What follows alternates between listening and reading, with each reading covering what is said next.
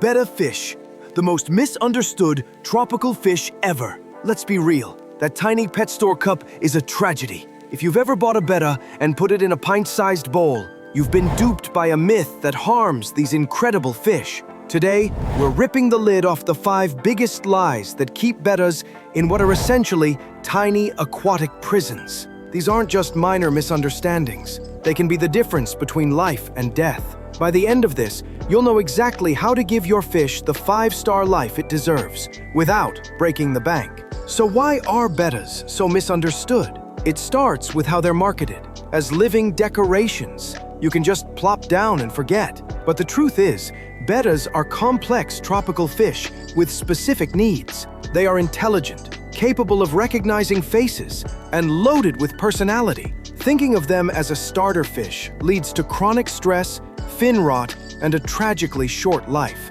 We're here to change that short, miserable existence into years of vibrant, joyful life. Myth number 1, they live in puddles. Let's get this straight. Rice paddies are not puddles. This is the most damaging myth that leads to those awful little bowls. In the wild, bettas patrol vast, warm, plant-filled wetlands. These are massive, complex ecosystems, not tiny, stagnant potholes. A half-gallon bowl on your desk is a toxic environment where deadly ammonia from their own waste quickly builds up, slowly poisoning the fish. The fix is simple. Upgrade to at least a 5-gallon tank. A tank this size provides enough water to dilute toxins and prevent the wild temperature swings that stress tropical fish. It gives your betta territory to explore and transforms its life from mere survival to actually thriving.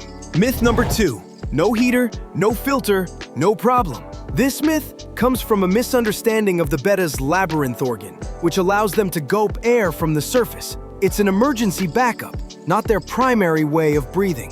Bettas are tropical fish, meaning they need consistently warm water, ideally between 78 and 80 degrees Fahrenheit, 25.5 to 26.5 degrees Celsius, year-round. Room temperature fluctuates too much, crippling their immune system and slowing their metabolism. A heater is not optional. A filter is the tank's life support system.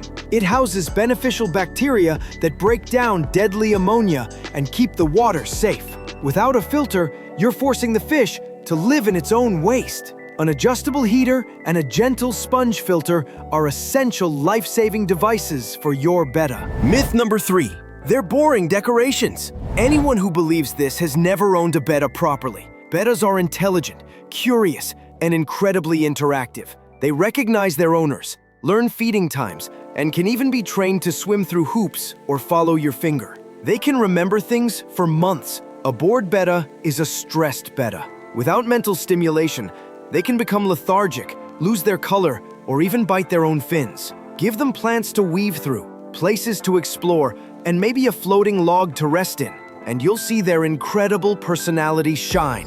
Mental stimulation is just as critical for a betta as clean water. Myth number 4, females are peaceful sorority angels. This well-intentioned myth can lead to a disaster.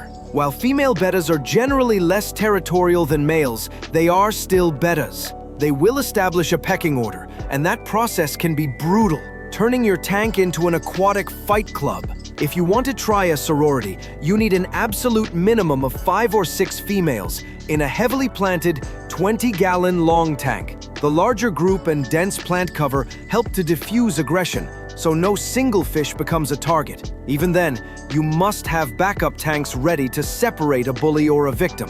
For most people, the safest and kindest option is 1 betta per tank. Myth number 5, they'll graze on plants or leftover flakes. This is a dangerous misconception. Bettas are primarily insectivores, meaning they are carnivores. In the wild, their diet consists of insects and larvae. Feeding a betta plant matter offers almost no nutritional value, and generic tropical flakes are often full of fillers like wheat that bettas can't digest well. A proper diet is fundamental. You need a high-protein pellet made specifically for bettas, with fish or shrimp meal as the first ingredient. Feed 2 to 4 small pellets once or twice a day. Supplement their diet with frozen or live foods like bloodworms or Brine shrimp a couple of times a week to provide variety and mimic their natural diet. Proper feeding prevents illness and helps their vibrant colors pop. So, there you have it. 5 common myths debunked. Smash that like button if you've ever believed one of these. No judgment, we've all been there. And if you're ready to learn more, subscribe.